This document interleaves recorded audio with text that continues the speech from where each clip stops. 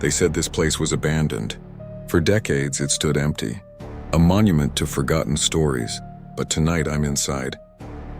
Camera in hand, I'm chasing the stories no one wants to tell. The whispers that linger long after the screams have faded. The air in here is thick, heavy with the ghosts of dust and decay.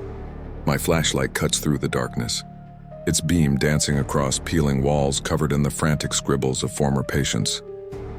There are numbers, strange drawings, and warnings.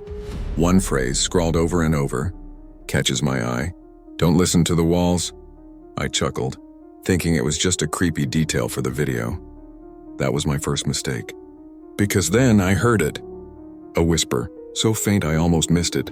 It was wet, guttural, like someone breathing right behind the plaster, and it said my name.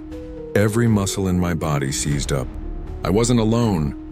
I spun around, sweeping my light down the long, empty hall. Nothing but dancing shadows and a silence that felt heavier than any sound. But then, at the far end, I saw it. A door I hadn't noticed before. A small plaque read, "West Wing Restricted." My curiosity got the better of me. As my hand reached for the handle, I felt a strange warmth radiating from the metal, as if someone had just been holding it.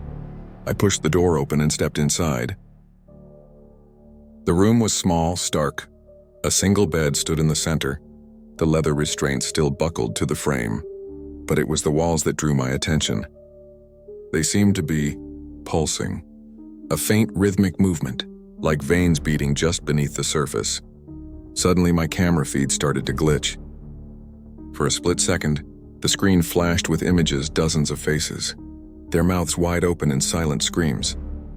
Before I could process what I was seeing, the door slammed shut behind me with a deafening crash. The whispers returned, louder now. No longer faint, but coalescing into distinct words. A chorus of voices all around me. "Stay," they hissed. "You belong here now."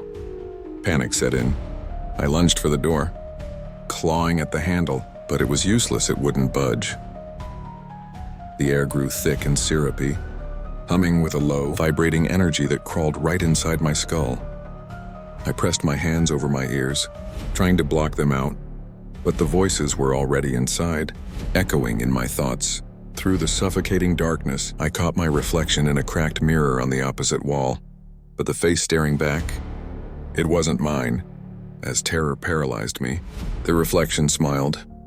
My camera kept recording, a silent witness, long after I stopped breathing. Thanks for watching. If you enjoyed diving into the darkness with me, make sure to hit that subscribe button and turn on notifications. You never know what we'll uncover next.